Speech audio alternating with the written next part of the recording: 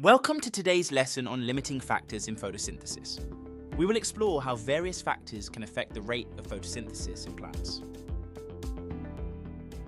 In our roadmap for today, we'll start by defining what is meant by a limiting factor.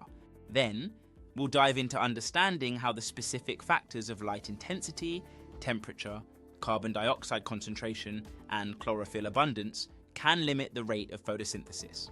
We'll also review how to plot data on a graph, including the proper labeling of axes and choosing appropriate scales.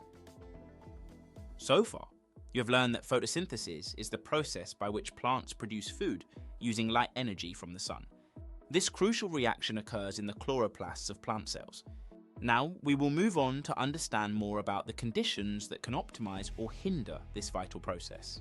Understanding limiting factors in photosynthesis enhances our biological understanding because it explains the constraints on plant growth and food production, crucial for agriculture and ecosystems.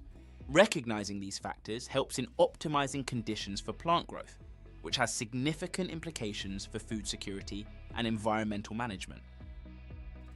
Plants grow rapidly in certain environments, like in summer, but grow more slowly in others, such as during winter. This is because plants need specific conditions of light, warmth, and carbon dioxide to grow quickly. If there is not enough of any of these factors, the rate of photosynthesis can be limited.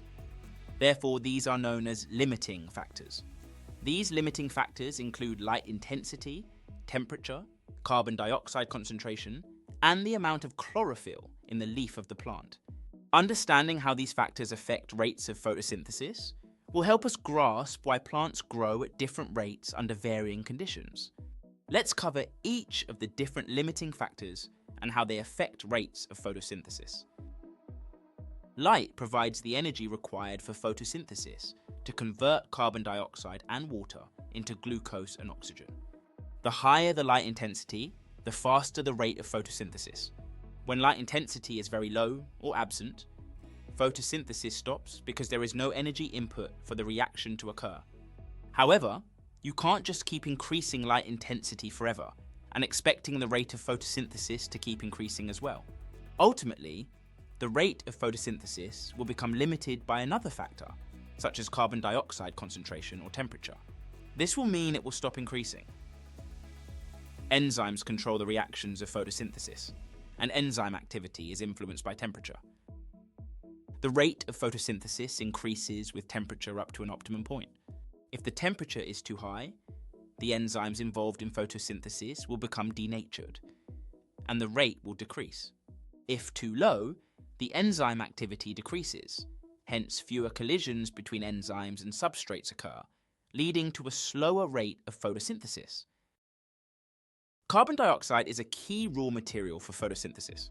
A higher concentration of carbon dioxide will increase the rate of photosynthesis, as it is needed to make glucose.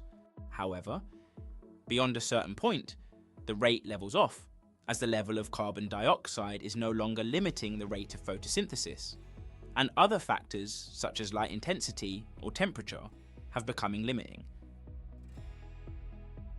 Chlorophyll is the pigment that absorbs light energy, acting as the energy source for photosynthesis.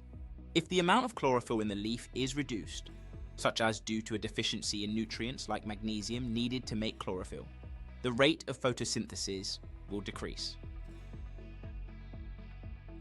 To sum up, a limiting factor is a condition that, when in shortage, slows the rate of photosynthesis, resulting in slower growth.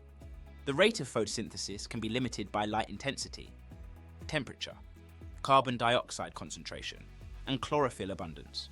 Each factor must be at an optimal level to ensure that photosynthesis proceeds at its maximum rate.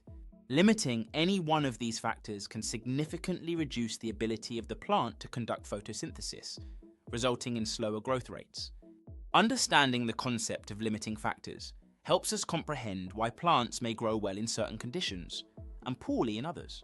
This is crucial for agriculture and horticulture, where optimizing these factors can lead to more effective and efficient crop production.